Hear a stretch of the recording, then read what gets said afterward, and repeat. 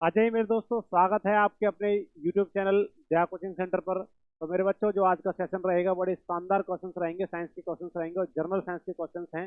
भाई, जो मेरा भाई आपका जिस भी एग्जाम की तैयारी कर रहा है उसके लिए जहाँ जहाँ साइंस का पोर्शन आता है उन सभी के लिए क्लास बड़ी हेल्पफुल रहेगी।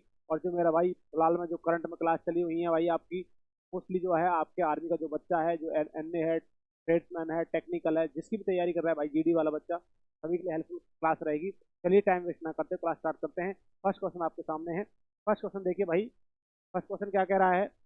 दो समानांतर दर्पणों के बीच प्रतिबिंब बनता है। भाई, दो आपके समांतर आपके क्या रखे हुए हैं? दर्पण रखे हुए हैं, पैरेलल दर्पण है। तो उनके बीच जो प्रतिबिंब बनता है वो कितने बनेंगे? दो दर्पण, दो प्रतिबिंब बनेंगे, चार प्रतिबिंब बनेंगे, आठ प्रतिबिंब बनेंगे, अनंत बनेंगे। ध्यान रखना, दो आपके समांतर प्रतिबिंब रखे हुए हैं, जैसे आपके नाई के नाई वाला जो अच्छा होता है उसमें आपने देखा होगा। तो उसमें कितने आपके इमेज बनती है? अनंत। भाई, कोई सीमा नहीं होती है, कितनी भी सारी आपकी क्या बन सकती है? चीजें प्रतिबिंब बन सकते हैं।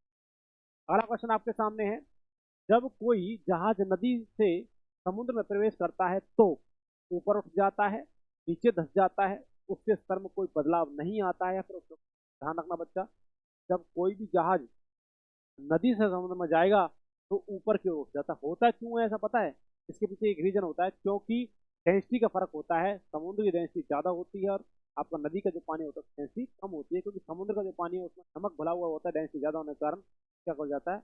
अपनी सतह से थोड़ा सा ऊपर उठने लगता है। आपको दिखेगा भाई, ऊपर वो ठीक है जी। तो ध्यान रखना, अगला क्वेश्चन देखिए। क्वेश्चन में, पृथ्वी पर कोई गतिशील पिंड विश्राम की अवस्था में निम्नलिखित कारण से आता है। भाई, पृथ्वी पर कोई गतिशील पिंड विराम की अवस्था में निम्नलिखित कारण से आता है। भाई, विराम की अवस्था में कब होगा? जड़त्वीय नियम से, घर्षण बल के कारण, या फिर आपके सामने समवेग संरक्षण के कारण, या फिर गुरुत्वाकर्षण बल के कारण। तो ध्यान रखना भाई, जो कोई वस्तु गतिशील पिंड विश्राम की अवस्था में आता है तो वस्तु कोई चीज चल रही है और चलते चलते वो रुक जाती है, तो ऐसा रीजन क्या होता है भाई? वो फ्रैक्शन फोर्स होता है, घर्षण बल के कारण जो क्या हो जाती है? रुक जाती है। ऐसे मान के चलिए आपने कोई बॉल ली, बॉल ऐसे फेंक देते हैं नीचे फर्श पर, तो कुछ समय बाद वो रुकेगी। क्यों रुकेगी? एक तो भाई ग्रेविटी काम कर रही है, दूसरा उस पर घर्षण होता है, फ्रैक्शन के कारण क्या हो जाती है? वो रुक जाती है मेरे दोस्तों। चलिए अगला क्वेश्चन देखिए। क्वेश्चन नंबर आपके सामने है। मात्रा के साथ निम्नलिखित में से कौन सा भौतिक गुण प्रभावित नहीं होता? मात्रा के साथ, जो आपकी क्वांटिटी है, मात्रा के साथ निम्नलिखित में से कौन सा भौतिक गुण प्रभावित नहीं होता? उसका आयतन, उसका द्रव्यमान, उसका भार या उसका घनत्व। तो मान के चलिए आपने 1 लीटर पानी लिया, उसमें 2 लीटर मिला दिया, 3 लीटर पानी हो गया, 4 लीटर पानी होगा, तो डेंसिटी जो होगी वो उतनी रहेगी, परंतु उसका आयतन चेंज हो सकता है भाई साहब। उसका जो आकार है वो चेंज हो सकता है। 1 लीटर से 2 लीटर होगा तो आयतन चेंज होगा। द्रव्यमान जो केजी में है, किलोग्राम है, कोई 1 किलोग्राम चीज ली आपने, 2 किलोग्राम ली, 5 किलोग्राम ली, मास भी चेंज होगा भाई, केजी चेंज होगा। भार भी उसका चेंज होगा भाई, सीधी सी बात है। 2 से 3 किलो, 4 किलो, 5 6 किलो करते रहे हैं आप, ध्यान रखना क्या चेंज नहीं होगा भाई साहब? उसका घनत्व, उसकी डेंसिटी कम चेंज नहीं होगी। अगला क्वेश्चन देखिए। क्वेश्चन नंबर आपके सामने है। जब सूर्य की रोशनी किसी प्रिज्म में से होकर गुजरती है तो बताइए निम्नलिखित में से किस रंग का अपवर्तन सबसे अधिक होगा? तो प्रिज्म होता है, प्रिज्म में आपकी लाइट बुझाई जाती है, व्हाइट रेज जो होती है। जब उसमें व्हाइट रेज डाली जाती है तो 7 रंगों में विभाजित हो जाती है। यही कहना चाह रहा है कि किस रंग का अपवर्तन सबसे अधिक होता है बच्चों? तो नीले कलर का होता है, लाल कलर का होता है, नारंगी का या हरे रंग का?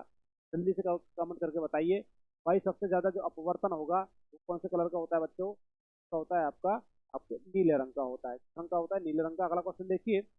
मैक नंबर संबंधित है। भाई, मैक नंबर जो होता है किस संबंधित है? ध्वनि की गति से, या फिर जलयान की गति से, या फिर हवाई जहाज की गति से, या फिर आपका अंतरिक्ष यान की गति से। जैसे मैक नंबर होता है भाई, ये होता है हवाई जहाज की गति से। ये जी बच्चों, तो ध्यान रखिए। अगला क्वेश्चन आपके सामने बड़ा शानदार।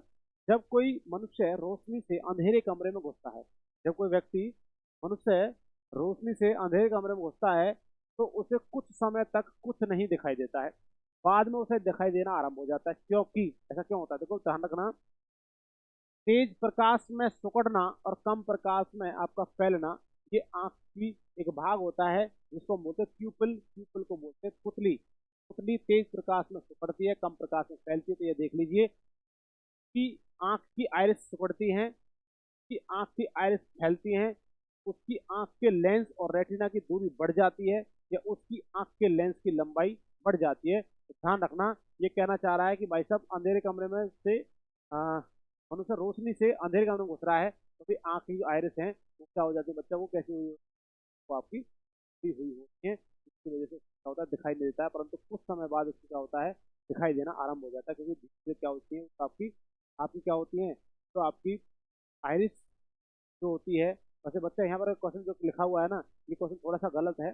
ये आप ना यहाँ पर लिखिए, क्या लिखिए, इसको बोलते हैं प्यूपिल। ठीक है, क्या होता है प्यूपिल, यहाँ पर आपको क्या लिखना है प्यूपिल लिखना है, तो बच्चों ध्यान रखना।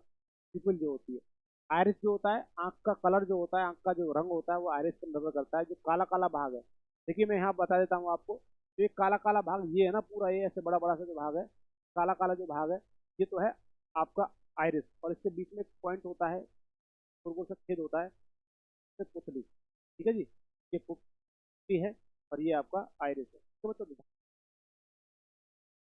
चलिए अगला क्वेश्चन देखिए, क्वेश्चन आपके सामने है, बिजली के हीटरों में नाइक्रोम धातु का तत्व उपयोग में लाया जाता है क्योंकि।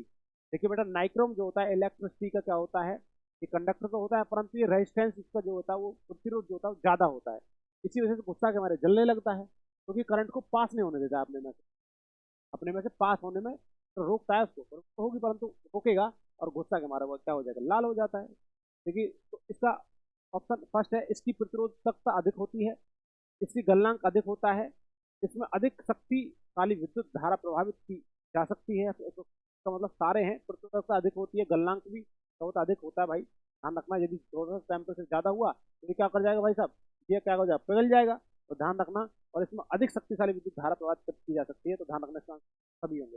हाँ, ठीक है जी। क्या होगा, नाइक्रोम का जो तार होता है, ये खुली जो होती है, जो वायर जो होता है उसमें जो होती है, किससे बनी होती है बच्चों, वो बनी होती है आपका किससे, आपका नाइक्रोम की बनी होती है जो आपका। ठीक है जी, अगला क्वेश्चन देखिए, निम्नलिखित में से कौन सी विद्युत चुंबकीय तरंगों का तरंग दैर्घ्य सबसे अधिक होता है। तो विद्युत चुंबकीय तरंगों का तरंग दैर्घ्य मतलब जो वेव लेंथ होती है वो सबसे अधिक होती है। वेव लेंथ का मतलब होता है बच्चा, देखिए कोई भी वेव जा रही है, ऐसे वेव चल रही है ना ऐसे करके, तो ध्यान रखना ये वेव यहाँ से लेकर यहाँ तक एक वेव बनती है, ये ऐसे ऊपर गई और नीचे गई यहाँ पर, फिर यहाँ से ऊपर जाना, फिर यहाँ से नीचे जाना, फिर ये एक वेव, तो यहाँ से यहाँ तक एक वेव, यहाँ से यहाँ तक। इस वेव लेंथ को लैम्डा से नोट करते हैं। ये कहना चाह रहा है कि विद्युत चुंबकीय तरंगों का तरंग दैर्घ्य सबसे अधिक किसका होता है, सबसे अधिक है पराबैंगनी किरणों का, सूर्य की रोशनी का, गामा किरणों का या वर्क किरणों का। इनके मुताबिक मैं करता हूँ, तो बच्चा वो ध्यान रखना वो अवरक्त किरणों का होता है। और सबसे ज्यादा मैं बात करूँ तो रेडियो तरंगों का होता है, रेडियो तरंग, रेडियो वेव्स होती है ना, रेडियो वेव्स की तरंग होती है, तो रेडियो वेव्स का जो तरंग दैर्घ्य होता है सबसे ज्यादा होता है, और सबसे कम जो होता है बेटा गामा रेज का होता है। परंतु फ्रीक्वेंसी सबसे ज्यादा गामा रेज की होती है आवृत्ति, और सबसे कम फ्रीक्वेंसी जो होती है वो रेडियो तरंग। अगला क्वेश्चन देखिए बच्चा आपके सामने, किस धातु का गलनांक सबसे अधिक है भाई, कौन सी ऐसी धातु जिसका गलनांक सबसे ज्यादा होता है, तो ध्यान रखना वो ओस्मियम होगा, टंगस्टन होगा, मॉलिब्डेनम होगा या फिर एल्यूमिनियम होगा। ध्यान रखना सबसे ज्यादा जो गलनांक होता है टंगस्टन का बताया जाता है 3500 डिग्री सेल्सियस, क्या होता है बच्चा 3500 डिग्री सेल्सियस तापमान देंगे तब जाकर ये पिघलने का काम करेगा। तब जो गलनांक होता है, गलनांक जो होता है वो किसका होता है टंगस्टन का 3500 डिग्री सेल्सियस। ठीक है बच्चों, अगला क्वेश्चन देखिए, क्वेश्चन नंबर आपके सामने, सबसे अधिक हल्की धातु कौन सी होती है भाई, सबसे हल्की या लाइट वेट वाली जो मेटल है वो कौन सी है, तो वो लिथियम होती है, इरिडियम होती है, एल्यूमिनियम होती है या फिर आपका ओस्मियम। ध्यान रखिए, ध्यान रखना सबसे हल्की धातु जो होती है, जो होती है लिथियम, ये हल्की है बच्चा, ध्यान रखिए ये हल्की है, ये सबसे भारी है, आपके सामने रखा है सबसे भारी। ठीक है जी, हाइड्रोजन हीलियम लिथियम, इसका एटॉमिक नंबर 3 होता है, इसका नंबर एटॉमिक नंबर 76 होता है लिथियम का। ठीक है जी, एटॉमिक नंबर परमाणु क्रमांक। तो बच्चों चलिए आगे की तरफ चलेंगे, क्वेश्चन नंबर आपके सामने, ध्वनि की गति सर्वाधिक होती है, ध्वनि की गति सबसे ज्यादा किस में होगी भाई साहब, वायु में होगी, जल में होगी, निर्वात में, ठोस में। बच्चा ध्यान रखना, ध्वनि की सबसे अधिक गति जो होती है सॉलिड के अंदर होती है, यहाँ मैं लिख रहा हूँ सॉलिड मतलब ठोस भैया, इसके बाद होती है लिक्विड में, किसमें होती है, लिक्विड मतलब तरल पदार्थ। ठीक है जी, उसके बाद होती है आपकी गैस में। साउंड का जो सीक्वेंस होता है ये होता है बच्चा। ठीक है जी, सबसे ज्यादा सॉलिड में, फिर लिक्विड में, फिर गैस में। तो इसमें क्या रखा है, सबसे ज्यादा किसमें होती है, ठोस में। और भाई निर्वात में होती है शून्य, क्या होती है, निर्वात में होती है शून्य, निर्वात में शून्य, जीरो। ठीक है जी, ध्वनि जो गति होती है निर्वात में कितनी होती है, शून्य। सबसे ज्यादा निर्वात में जो चाल होती है वो लाइट की होती है, 3 × 10⁸ अगला क्वेश्चन आपके सामने, जब किसी धातु को गर्म किया जाता है तो उसका घनत्व जो होता है, आपने कोई भी मेटल गर्म किया, उसकी डेंसिटी जो होगी, डेंसिटी में क्या फर्क पड़ेगा, डेंसिटी घनत्व जो होता है वो बढ़ जाता है या कोई अंतर नहीं होता है, कम हो जाता है, कोई नहीं। ध्यान रखना, जब किसी धातु को गर्म किया जाता है उसकी डेंसिटी जो होता है मेरे दोस्तों वो क्या हो जाती है, कम हो जाती है, घनत्व जो हो जाता है वो क्या हो जाता है, कम हो जाता है गर्म करने पर। ठीक है जी, अगला क्वेश्चन देखिए, लाल रक्त कणिकाओं को निम्नलिखित में से किस नाम से जाना जाता है? तो सभी को पता है सर जी, क्या जाना जाता है? सभी को पता है आरबीसी, रेड ब्लड सेल। क्या है? Red blood cell. डब्ल्यूबीसी को व्हाइट ब्लड सेल। बिम्बाणु जो होते हैं, जिसको हम रक्त बिम्बाणु बोलते हैं, वो होते हैं आपकी प्लेटलेट्स। क्या होती है बच्चा? प्लेट प्लेटलेट्स, जिसको कहते हैं ना भाई, बुखार आ जाता है या फिर आपको ब्लड में कोई दिक्कत आ जाती है, आपकी प्लेटलेट्स कम हो जाती है, तो प्लेटलेट्स चढ़ाई जाती है। ठीक है बच्चों, ध्यान रखिए। इसका आंसर क्या होगा? डी। अगला क्वेश्चन आपके सामने है, दूध की शुद्धता किस यंत्र द्वारा मापी जाती है? दूध की शुद्धता किससे? मैनोमीटर से, हाइग्रोमीटर से, लैक्टोमीटर से या फेदोमीटर से? तो बच्चे कमेंट करके बताते रहिए क्या आंसर होगा। यदि वीडियो अच्छी लग रही है, चैनल को सब्सक्राइब, वीडियो को लाइक शेयर करते रहें, अपने दोस्तों के पास भी शेयर करें। यदि आपको इन्हीं क्वेश्चंस का आपको टॉपिक आपको चेक करना है, आपकी नॉलेज आपको चेक करनी है, तो आपको क्या करना है भाई? प्ले स्टोर पर जाइए और आपको डिस्क्रिप्शन में, ठीक है बच्चों, डिस्क्रिप्शन में आपका दिया हुआ है, लिंक दिया हुआ है, प्लस में आपको प्ले स्टोर से भी आप क्या कर सकते हैं भाई? डाउनलोड कर सकते हैं। वहाँ आप मॉक टेस्ट लगा सकते हैं, फ्री ऑफ कॉस्ट लगेगा भाई। वहाँ पर आपको बहुत सारे आपको नोट्स भी मिल जाएंगे। चलते हैं आगे की तरफ। देखिए भाई, दूध की शुद्धता किससे मापी जाती है बच्चों? लैक्टोमीटर से। किससे मापी जाती है? लैक्टोमीटर से मापी जाती है। अगला क्वेश्चन देखिए, डायनेमो, ये क्या होता है? डायनेमो होता है, डायनेमो का कार्य है, डायनेमो का कार्य होता है विद्युत ऊर्जा को यांत्रिक ऊर्जा में परिवर्तित करना, या फिर यांत्रिक ऊर्जा को विद्युत ऊर्जा में परिवर्तित करना, या फिर विद्युत ऊर्जा को ऊष्मा में परिवर्तित करना, या इनमें से कोई नहीं। डायनेमो एक प्रकार का अल्टरनेटर टाइप में होता है। ध्यान रखिए, क्या करता है? यांत्रिक ऊर्जा को, यंत्र तो खुद होता ही है, और यंत्र जब चलता है तो आपके लिए किस लिए चल रहा है भाई? ये आपके लिए विद्युत के लिए चल रहा है, आपको बिजली देता है अल्टरनेटर या डायनेमो जो होता है। ठीक है बच्चों, तो ध्यान रखिए। अगला क्वेश्चन आपके सामने, टेलीविजन का आविष्कार किसने किया है भाई? जेएल बेयर्ड ने किया है, मैक मिलन ने किया है, जेम्स वॉटसन ने, इनमें से कोई नहीं। ध्यान रखना, टेलीविजन का जो आविष्कार किया था बच्चा, किया था जेएल बेयर्ड ने। मैक मिलन का आविष्कार किया था बाईसाइकिल का, या फिर साइकिल हम कह सकते हैं, बाईसाइकिल का जो आविष्कार किया था, किसने किया था? मैक मिलन ने किया था। जेम्स वॉटसन ने आपका किसका किया बच्चों? तो कमेंट करके बताते रहिए, इनमें से कोई नहीं। ध्यान रखना भाई, इसका आंसर क्या होगा? टेलीविजन का आविष्कार किया जेएल बेयर्ड ने। ठीक है बच्चों, ध्यान रखिए। अगला क्वेश्चन आपके सामने है कि हड्डियों और दांतों में से जो रासायनिक पदार्थ विद्यमान होता है उसे क्या कहते हैं भाई? आपके हड्डियों और दांतों में कौन सा रासायनिक पदार्थ विद्यमान होता है? Calcium chloride, calcium borate, calcium phosphate या कैल्शियम सल्फेट? तो ध्यान रखना, सभी को पता सर जी, आपके दांतों में कौन सा होता है? CaP, जो क्या होता है? कैल्शियम फॉस्फेट होता है। तो आंसर क्या होगा बच्चों? कैल्शियम फॉस्फेट इसका आंसर होता है, सी आंसर इसका। आगे चलिए, अगला क्वेश्चन, लोहे के पाइप जिससे पानी की सप्लाई की जाती है पर जस्ते की परत इसलिए चढ़ाई जाती है जिससे कि जंग न लगे, इस परत चढ़ाने की प्रक्रिया को क्या कहते हैं? गैल्वेनाइजेशन बोलते हैं, जस्तीकरण बोलते हैं। तो ध्यान रखिए भाई, यशद लेपन बोलते हैं, एनिलीकरण बोलते हैं, वल्लीकरण बोलते हैं, यशद लेपन, इनमें से कोई नहीं। तो ध्यान रखना क्या होगा? यशद लेपन होता है। क्या होता है? जस्ते की परत चढ़ाई जाती है। ठीक है जी, ध्यान रखिए, लोहे को जंग से बचाने के लिए कोई भी जिनकी परत चढ़ाई जाती है उसको यशद लेपन बोलते हैं। अगला क्वेश्चन देखिए, किस अम्ल का उपयोग निर्जलीकरण, डिहाइड्रेशन के रूप में किया जाता है? हाइड्रोक्लोरिक अम्ल, सल्फ्यूरिक अम्ल, एसिटिक अम्ल या नाइट्रिक अम्ल? तो ध्यान रखिए भाई, किस अम्ल का प्रयोग निर्जलीकरण, डिहाइड्रेशन में किया जाता है? तो बातों कौन सा होता है? सल्फ्यूरिक, सल्फ्यूरिक अम्ल होता है, सल्फ्यूरिक अम्ल। ठीक है जी। चलिए अगला क्वेश्चन देखिए, क्वेश्चन आपके सामने है, विलेय और विलयन से पृथक किया जाता है भाई, विलेय और विलयन को पृथक किया जाता है निस्पंदन द्वारा, वाष्पीकरण द्वारा, विस्तारण द्वारा या फिर अपसारण द्वारा, सेडिमेंटेशन। तो भाई विलय को विलयन से अलग करना है, ये वाष्पीकरण प्रोसेस की होती है। ठीक है, परंतु ये बात कहना एक गलत बात है, क्वेश्चन का कोई अर्थ नहीं निकलता है। देखो, विलय और विलायक तो सॉलिड भी हो सकता है, लिक्विड भी हो सकता है, गैस भी हो सकता है, ये तो कहने वाली बात गलत हो गई ना। कहना चाह रहा बच्चा, देखिए मान के चलिए आपके पास कोई भी बीकर है और आपने उसके अंदर क्या ले रखा है? पानी। क्या ले रखा है? पानी। पानी भी कितना है? ऐसा मान के चलिए आपने ले रखा है 1 लीटर पानी है, 1 लीटर पानी है, और आप मान के चलो उसमें आप 200 ग्राम क्या डाल देते हो? ग्राम, बस 200 ग्राम बहुत हो जाती है, 200 ग्राम चीनी डाल दी। तो ये चीनी जो है ये तो है विलेय, खुलेगी विलेय, और पानी जो है ये है विलायक बच्चा। ठीक है जी, ये है विलायक। ठीक है मेरे दोस्तों, ये विलेय है, ये विलायक है। 200 ग्राम चीनी की मात्रा कम, जिसकी मात्रा कम होती है वो विलेय होता है, जिसकी मात्रा ज्यादा होती है वो विलायक होता है। ठीक है बच्चा, विलेय जो होता है जैसे ही विलायक के अंदर मिलता है, देखो एक पानी को ना यूनिवर्सल सॉल्वेंट भी कहते हैं। क्या बोलते हैं? Universal, universal solvent. इसका मतलब बच्चा, कहने का मतलब है सार्वभौमिक विलायक। क्या कहा जाता है? पानी को सार्वभौमिक विलायक कहा जाता है, जो सब चीज को अपने अंदर घोलने का काम करेगा भाई साहब। अब मान के चलिए, मैं कह रहा हूँ भाई, एक पानी के अंदर और आपने 200 ग्राम चीनी मिला रखी है 1 लीटर पानी में। अब यार वाष्पीकरण से आप कर सकते हो उसको, है ना, पानी उड़ जाएगा, ठीक है। परंतु भाई साहब ऐसा भी हो सकता है, मान के चलिए आपने क्या कर रखा है, आपने मान के चलिए कुछ चीज आपने और भी चीज मिला रखी है, जैसे मान के चलिए आपने कोल्ड ड्रिंक के अंदर क्या मिला रखा है? आपने पानी मिला रखा है। तो भाई साहब उसको वाष्पीकरण प्रोसेस से लगाना थोड़ा क्या हो जाता है, कठिन हो जाता है। चलिए अगला क्वेश्चन देखिए, निम्नलिखित में से कौन सी गैस वायुमंडल में नहीं होती है?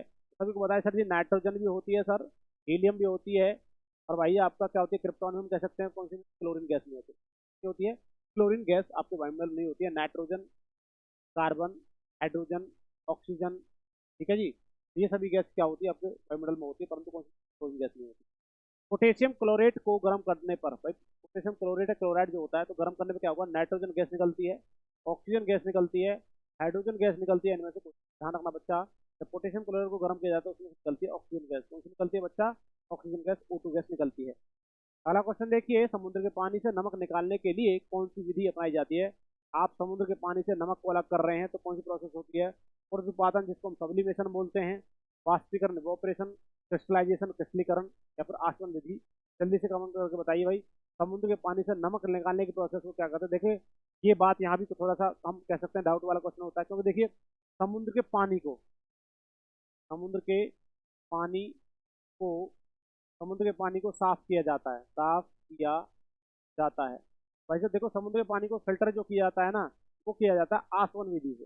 किस विधि से? आसवन विधि, जिसको बोलते हैं डिस्टिलेशन। ठीक है जी, डिस्टिलेशन प्रोसेस होती है, डिस्टिलेशन से प्राप्त साफ किया जाता है, तो हम बोलते हैं OS। इससे भी किया जाता है, रिवर्स ऑस्मोसिस होता है। सॉरी OS नहीं, RO क्या बोलते हैं आप, होता है एक, आपने सुना होगा घरों में RO लगाए जाते हैं, ये काम करता है रिवर्स ऑस्मोसिस काम करने का काम करेगा। इससे भी साफ किया जा सकता है, या फिर आसवन विधि से।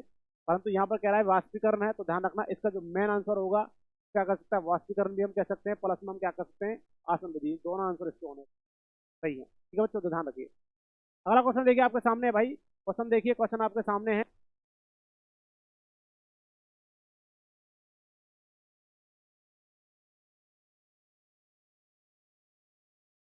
किस प्रक्रिया द्वारा तेल को वेजिटेबल घी या वेजिटेबल घी में परिवर्तित किया जाता है? भाई तो ध्यान रखिए, हाइड्रोजन का प्रोसेस होती है, आसवन विधि होती है, उपचयन होता है, अपचयन होता है। देखो बच्चा, आपने देखा होगा जो आपके डालडा वगैरह होता है, आपका जो आपका हम क्या कह सकते हैं, आपका सोयाबीन या फिर रिफाइंड जो होता है, सोयाबीन का तेल होता है, ये हाइड्रोजन का प्रोसेस होती है, जिसके माध्यम से आपकी ये चीजें बनाई जाती हैं। वेजिटेबल ऑयल होते हैं, प्रोसेस होती है हाइड्रोजनीकरण। कौन सा होता है? हाइड्रोजनीकरण, क्योंकि इसमें ना आपका कोलेस्ट्रॉल होता है, गुड कोलेस्ट्रॉल और बैड कोलेस्ट्रॉल। ठीक है जी, प्रोसेस होती है हाइड्रोजनीकरण। ठीक है बच्चों, तो ध्यान रखिए। अगला क्वेश्चन आपके सामने है, सिरके की प्रकृति अम्लीय किसके कारण होती है? आपका सिरका है वो एसिड की प्रवृत्ति दर्शा रहा है, तो किसके कारण उसमें है क्या ऐसा? तो साइट्रिक अम्ल है, सल्फ्यूरिक अम्ल है, हाइड्रोक्लोरिक अम्ल है, एसिटिक अम्ल है। सिरका और अचार में बच्चा जो होता है वो एसिटिक एसिड होता है। कौन सा होता है?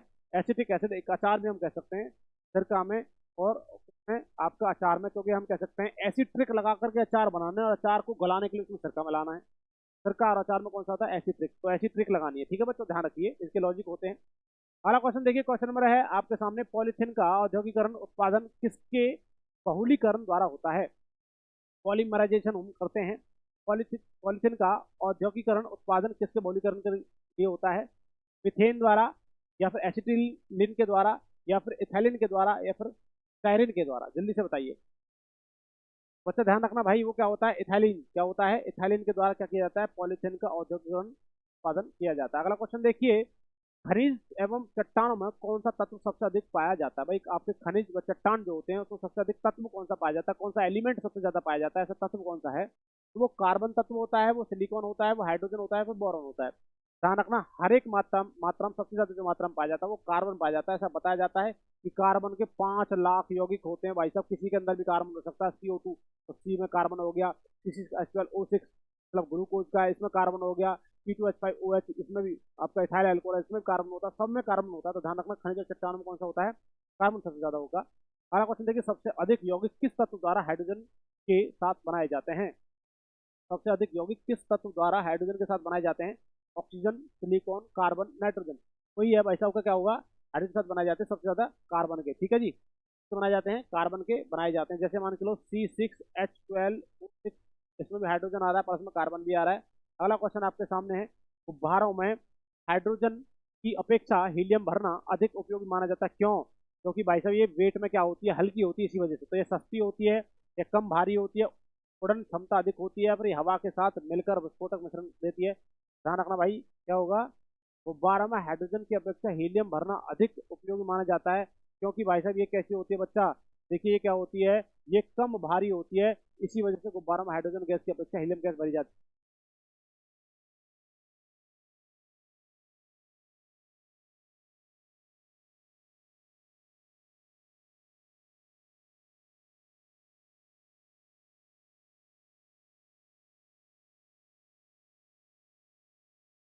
अगला क्वेश्चन देखिए, क्वेश्चन आपके सामने, कार्बनिक पदार्थों के सड़ने पर जो मार्स गैस उत्पन्न होती है, कौन सी होती है, जो मार्स गैस उत्पन्न होती है और अधिकांशतः कोयला खदानों में पाई जाती है, उस गैस का नाम क्या है।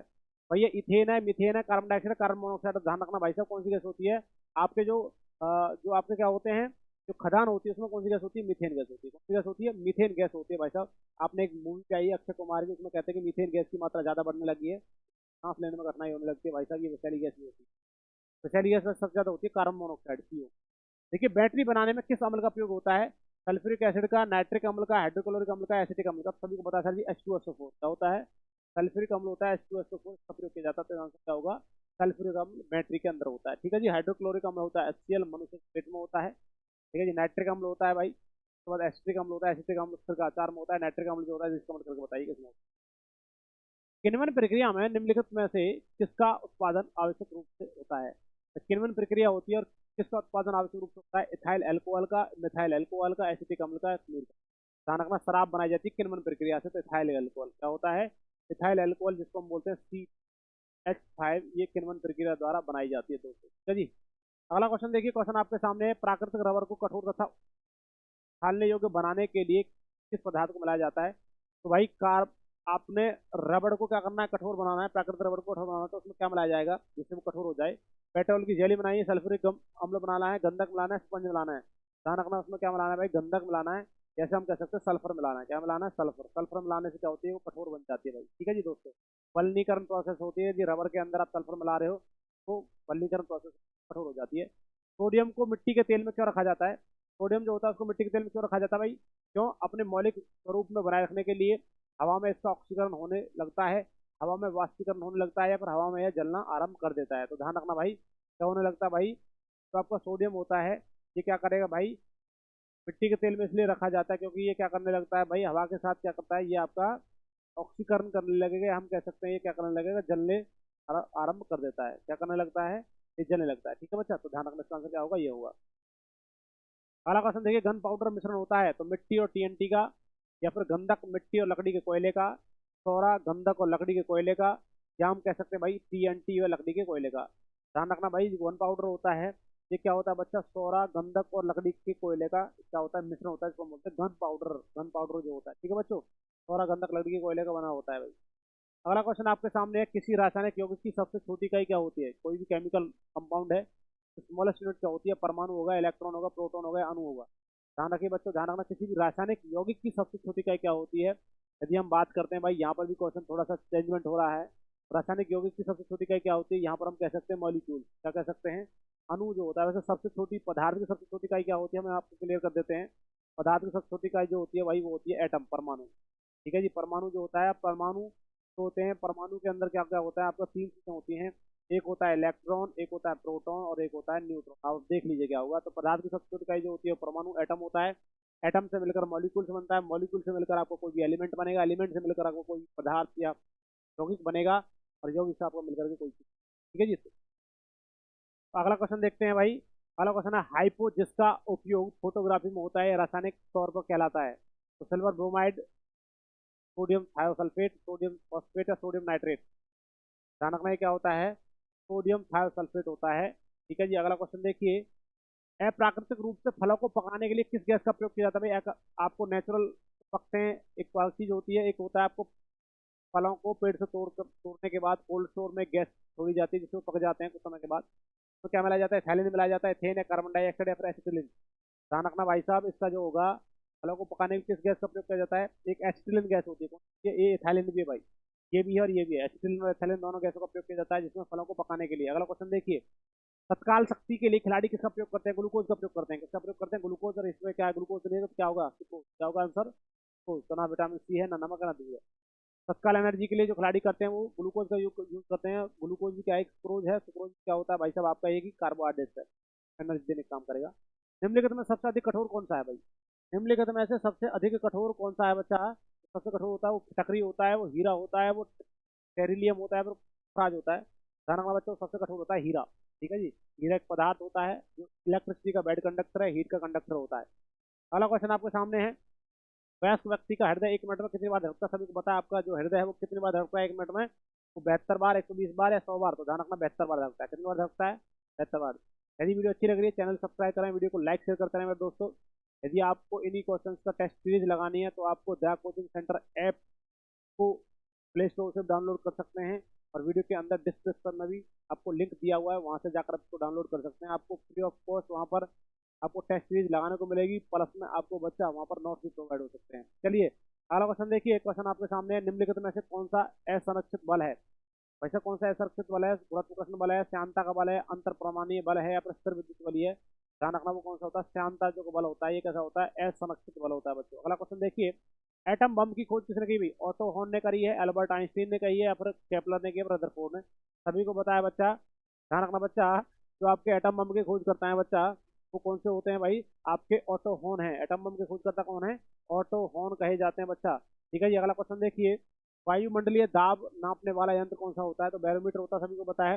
वायुमंडलीय दाब मापने वाला बैरोमीटर, पेरिस्कोप, हाइड्रोमीटर या फिर थर्मामीटर? ध्यान रखना वायुमंडलीय दाब को जो मापता है वो आपको क्या होता है भाई? आपका बैरोमीटर होता है। अगला क्वेश्चन आपके सामने है कि टेलीविजन का आविष्कार किसने किया बच्चों? तो जल्दी से बताइए, टेलीविजन का आविष्कार किसने किया है? नील्स बोर ने, जेएल बेयर्ड ने, अलेक्जेंडर फ्लेमिंग ने, ग्राहम बेल ने? टेलीविजन का आविष्कार जो किया बच्चा वो किसने किया है? जेएल बेयर्ड ने। टेलीविजन का आविष्कार किसने किया है? जेएल बेयर्ड ने किया है। अलेक्जेंडर फ्लेमिंग ने किसने किया है? पेनिसिलिन का किया है। और ग्राहम बेल ने किया है टेलीफोन का। ठीक है जी। किसने किया है? ये अलेक्जेंडर फ्लेमिंग ने किसका किया है भाई? आपका पेनिसिलिन, पेनिसिलिन का किया है। और भाई ग्राहम बेल का क्या? Telephone, telephone. टेलीफोन का आविष्कार जो किया है वो ग्राहम बेल ने किया। ठीक है जी। अगला क्वेश्चन देखिए, आपके सामने दूध की शुद्धता किस यंत्र से मापी जाती है? तो दूध की शुद्धता लैक्टोमीटर, मैनोमीटर, पीरोमीटर या फिर टैकोमीटर? शुद्धता को लैक्टोमीटर से मापा जाता है। किससे मापा जाता है भाई? की शुद्धता को लैक्टोमीटर से मापा जाता है मेरे बच्चों। अगला क्वेश्चन देखिए, क्या कारण है कि गेंद किसी स्थान पर अधिक उछलती है? स्थान पर मैदान की अपेक्षा वायु दाब अधिक होता है, क्योंकि उस स्थान पर वायुमंडल विरल होने के कारण गेंद को कम प्रतिरोध का सामना करना पड़ता है, क्योंकि उस स्थान पर गुरुत्वाकर्षण बल कम होता है, क्योंकि उस स्थान पर वायुमंडलीय होता है। तो ध्यान रखना भाई, गुरुत्वाकर्षण बल जो होता है वो कम होता है, पृथ्वी की सतह से ऊपर जाने पर वायुमंडल दाब जो होता है वो भी कम होगा। प्लस में आपका जो जी का मान होता है पृथ्वी की सतह से ऊपर जाने पर, पृथ्वी की सतह के नीचे जाने पर, दोनों स्थिति में क्या होता है? आपका जी का मान कम हो जाता है मेरे दोस्तों। ठीक है जी। तो ध्यान रखिए भाई। अगला क्वेश्चन देखिए, रोबोट क्या है भाई? रोबोट क्या होता है? एक प्रकार का रॉकेट है, एक प्रकार का बम है, या भाई मनुष्य से मिलता जुलता एक यंत्र जो आदेश अनुसार कार्य करता है, या फिर अफ्रीका के जंगलों में मिलने वाला एक जानवर है? तो ध्यान रखना भाई, ये मनुष्य के तरीका से, मनुष्य के अनुसार ये मिलता जुलता हुआ एक यंत्र है जो मनुष्य क्या करता है? आदेश अनुसार कार्य करता है। लगभग आपने 50 क्वेश्चन किए हैं, बड़े मजेदार क्वेश्चन रहे हैं भाई साहब। यदि वीडियो अच्छी लग रही है चैनल को सब्सक्राइब, वीडियो को लाइक शेयर करते रहें। आपके लिए प्रत्येक दिन ऐसे हम क्लासेस लाते रहेंगे। चलते हैं। जय हिंद, जय भारत, धन्यवाद।